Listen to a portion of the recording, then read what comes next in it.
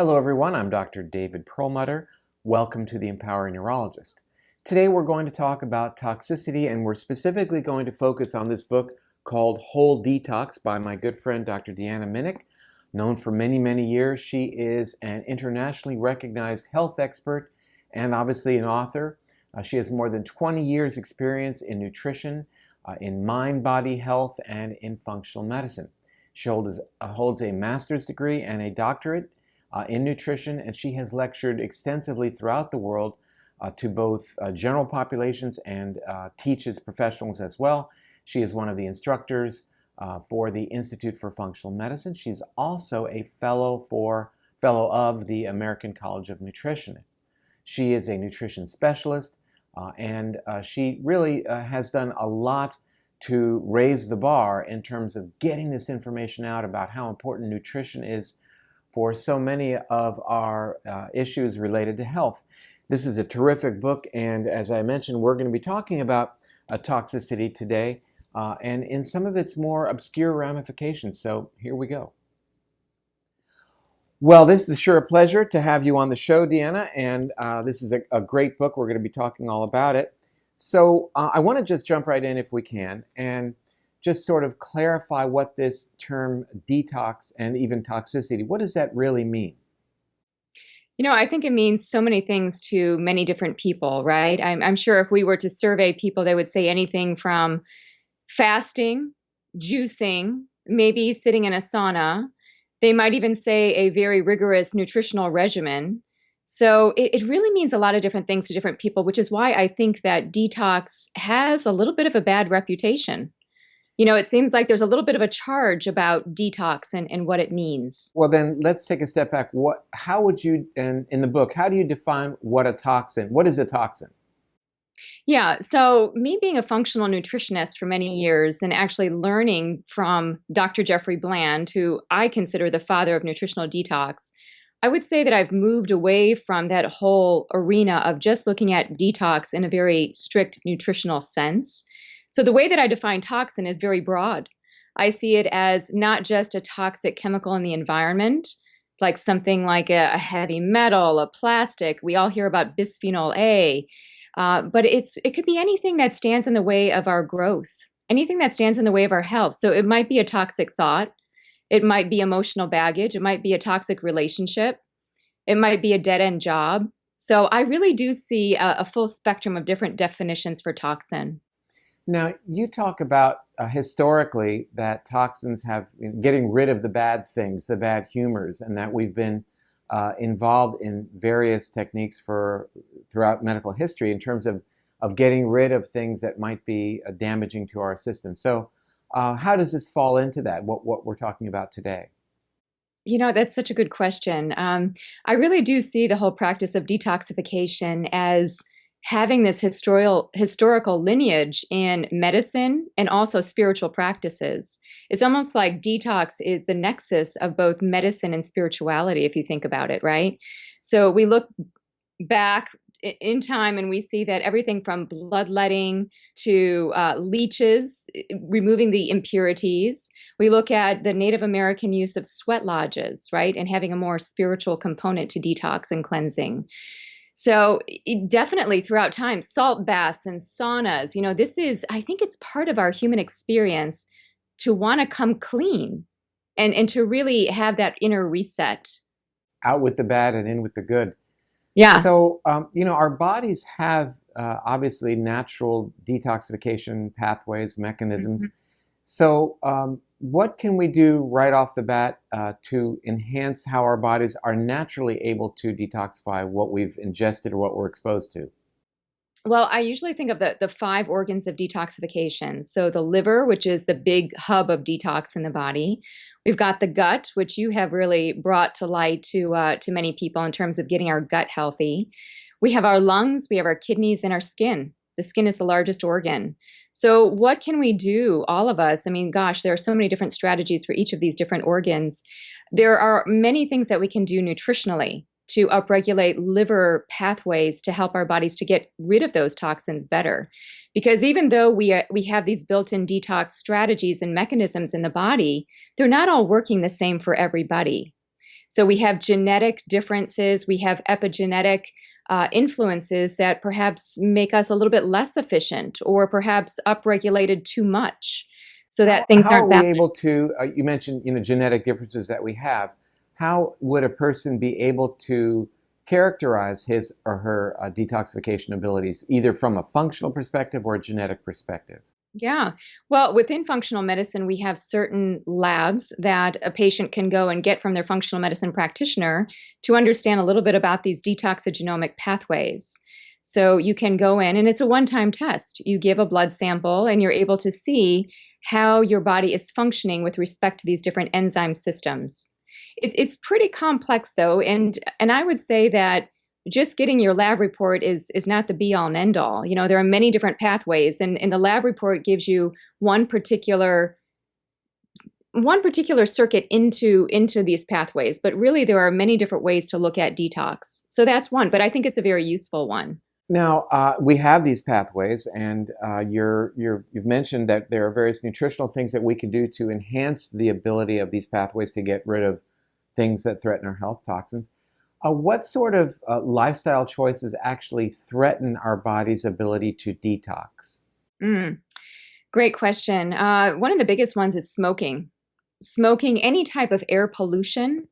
In fact, it's been estimated that this is really the biggest source of toxins, and I don't think that we realize how much we're taking in. And it doesn't matter if we live in a rural setting or in an urban one, that we're really bombarded with a lot of these air particulates. And in fact, there's some really good scientific literature around breathing in these particulates and having increased risk for cardiovascular disease, having increased risk for hypertension. So air is number one. I also think about water. We're exposed to so much in our environment, whether it's in the home, we're getting this exposure through the water we're drinking, through the water we're bathing in. So I think really and truly, there's so much around us already that we can have some control over and start to mitigate that somewhat. But really and truly, I mean, I look at my situation. Here I am. I live very pure. I eat organic. I do all the right things as I see it based on what I know about the literature. But I had my urine levels of glyphosate tested just to see, because I do eat organic, and I'm kind of curious about, just in terms of my own level of contamination and toxic burden. And I found that my level of glyphosate, which again is the active component in Roundup, and it was the same as somebody that lives in Middle America eating a standard processed diet. So I think, goodness, I do my best. And so all we can do in that case, even though we have exposures, is to ensure that we have optimal nutrition, that we're really priming the pump inside in order to be sure that these things are carried out efficiently. Well, how timely it is with this discussion that our government has indicated 2 weeks ago that they're going to begin independent evaluation of a wide variety of foods that have been treated with glyphosate to determine what are these residual levels. So I think you kind of hinted around at something kind of interesting, and that is that while you are eating organically and you are not living in Middle America, that nonetheless your glyphosate level was higher than you had expected. Mm-hmm. And as Yeah. such, it may be that you're not taking in more than the average person, but perhaps your ability to get rid of glyphosate is not up to snuff in terms of in comparison to other people. So again, it sort of helps me recognize the importance of a personalized approach to this whole notion of Mhm. detoxification. That's a really good point. It's about what comes in and how things get out. So if I'm having an influx of too much glyphosate, I have to ensure that my nutritional sufficiency and I'm not deficient in anything, so that things are moving through, that I have regular bowel movements, that I'm sweating. Sweat is one of the very interesting portals of detox, actually. There was this great study called the BUS study, and BUS is an acronym that stands for blood, urine, and sweat. So Dr. Stephen Jennis at the University of Alberta did some really interesting work on what toxins get out of which part of the body. And he found that sweat was one of those, it's just an incredible conduit of releasing many toxins that don't come out otherwise. So maybe I need more sweating. Maybe I need more liver enhancement. I'm not sure. So let's say that these water solubilized toxins that would come out in your sweat, that would be a good thing, let's just say. How would you enhance that? Sure. Well, personally, I have a sauna. I have an infrared sauna at home. You can do that through exercise. So I always think of, physical activity in any way is good, not just to get the heart rate up, but also to sweat. It's a detox way that we're just naturally built to get these things out. So sweating is a really good thing. Even something like crying. I wrote about crying in my book You did. because within tears, we release inflammatory cytokines. So it's not just the body's way of detoxing, but also the way that the body is cooling off. But it also represents an emotional catharsis for toxicity of the emotional sort, does it not? It does, absolutely. There was a very interesting study in patients with rheumatoid arthritis. They had them watch a movie that was sad, and then they monitored their symptoms and asked them to just report on their symptoms in a questionnaire. And they found that the people that cried during the sad movie actually had better symptom control. That Interesting. it's good for us to flow. It's good for us to express those emotions and get those cytokines out too. We are blessed with our body's detoxification abilities that obviously vary from person to person, but it seems fair to say that the evolution of our current detoxification set point is something that has been with us for tens of thousands of years. Now, suddenly, we seem to be turning the tables on our ability by just being exposed to a much higher level of toxins across the board of so many types that may seemingly overwhelm the system. So what can you recommend, at least from a nutrition perspective, aside from avoiding toxins by eating organically, but what can you do from a nutritional perspective to actually amp up your body's ability to detox? Lots of things. I think that the studies show that whole, colorful plant foods are essential. And in addition to the colorful plant foods, we need good quality, clean sources of protein. And it's because if you look at these pathways, we need things to upregulate these enzymes. And a lot of these plant foods are really good at doing that. So some of my favorites are broccoli and broccoli sprouts, especially broccoli sprouts. I'm sure you like that one as well. There's some really good research on that. Well, I smile because one of our past presidents didn't like broccoli, and maybe he should have eaten more broccoli because it would have upregulated his glutathione transferase activity and helped him detox. But I'm not going to make a political statement. But that said, so what you're saying then is that the foods we eat are actually able to change our gene expression to amplify certain enzyme pathways to help us detoxify. Absolutely. Just one meal can change these pathways in the body. So, I like other ones like green tea. Green tea is an excellent one. And green tea is nice because it actually works on multiple pathways in detoxification. A lot of spices too. I think that we don't pay attention to spices. They kind of get tossed by the wayside. We focus on the big foods, but all of these little itty bitty spices are having great intense impact on these pathways. And let's talk for a moment about any additional supplements that you might recommend to people who are in need of enhancing detox. First and foremost, and I include this in the Whole Detox program, is to ensure that we have adequate protein. And I'm not, just protein crazy and thinking that, we're not getting enough protein. I think it has to be about the right kind of protein and good quality. So having something like a protein powder, there are various dietary supplement powders out there that have higher sources of protein so that you can just make a smoothie in the morning. You can put the protein powder in. And usually I have patients put in that smoothie multiple things so that it's a vehicle of health throughout, not just for detox. And what are your sources of protein that you like? Is it mostly whey? I like a variety. My experience in the nutritional field for so long, for 20 years, has taught me that variety is key and never get stuck on any one source of protein. What I have found with patients is when they start doing only rice for a long period of time, all of a sudden they start to develop a sensitivity. And maybe it's because their gut's not working well or their immune system function's not not robust enough, but I do think that variety is key to stimulate the body and also to get different phytochemicals and different nutrients. So I like rice. I like pea protein. I think whey protein is okay for some people. I don't think that everybody responds well to whey. It just depends. Again, it's what you said about personalized nutrition. I think you have to try different protein sources throughout. Could you comment on certain supplements like NAC and alpha lipoic acid? Goodness, yeah. There's N-acetylcysteine, like you said, alpha lipoic acid, a lot of the antioxidants, and even carotenoids. So beta carotene, alpha carotene. I like a lot of the green supplements, spirulina, chlorella during a detox, because those greens are excellent for binding things like heterocyclic amines and carcinogens. So they're going to bind them and take them out of the body very effectively. So I do like a lot of these other supplements that have a composite, kind of a variety of different things. I used to work for a dietary supplement company, and one of the things that I was key in putting together was a product with multiple phytonutrients.